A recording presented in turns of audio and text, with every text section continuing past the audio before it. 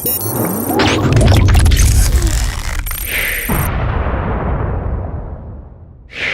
بالله من الشيطان الرجيم بسم الله الرحمن الرحيم Assalamu alaikum wa rahmatullahi wa barakatuh. This week, in the thought of the week from the commander of the faithful, Imam Ali, may God's peace and blessings be upon him, we reflect on the name Allah. You know, this is a name which we read again and again and again. In the Quran, we see the name Allah mentioned thousands of times. In our daily prayers, we read the name Allah, we speak this name of Allah umpteen times. In every action that a Muslim performs in his or her day-to-day life, this name is taken. Whether it be mundane activities such as cooking food, such as driving our car to work or to school. Many things that we do, and probably everything that we do in our day-to-day life, we do so beginning in the name of Allah. But we have to also ask ourselves that what do we know of this name? How do we understand Allah? Today in the tradition from the commander of the faithful, he gives us a beautiful description of the name of Allah and what it means or how we should understand it whenever we invoke this beautiful name of our Creator. And the commander says the following statement. Imam Ali, on the exposition of the word Allah, has said, "He is one whom every creature invokes at the time of need, difficulty, when losing hope in everything else, and having no means but Him."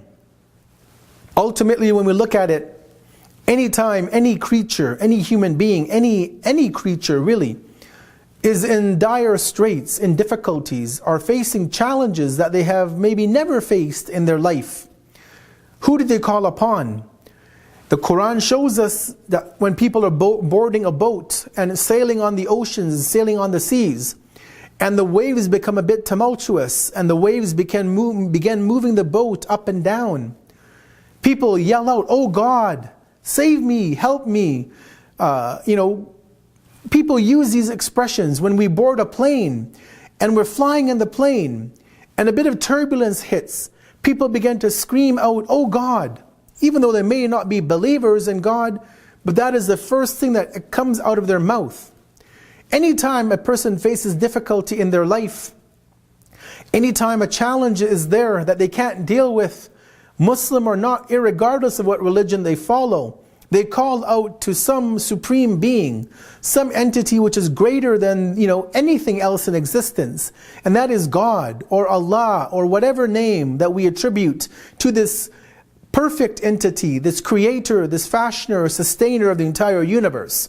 So as the commander of the faithful says, that when people are in difficulties, when people are in challenges, when they lose all hope, when they feel that they're at the end and there is nothing else to help them, when they have that sense of nothing left, there's no more support, there's nothing that they can do to get themselves out of that bind, out of that fix, that word Allah, he says, or that belief of Allah is what comes onto their mouth. And that Allah is that thing that everybody relies upon, everybody calls upon for support, no matter what religion we follow.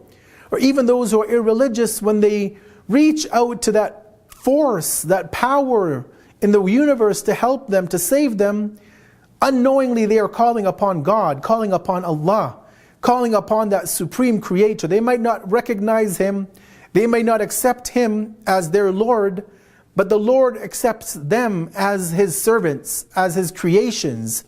And so this is how the commander of the faithful describes Allah.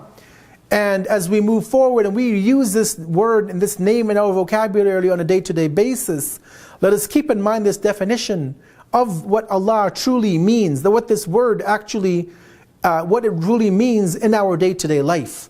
Wassalamu alaikum wa rahmatullahi wa barakatuh.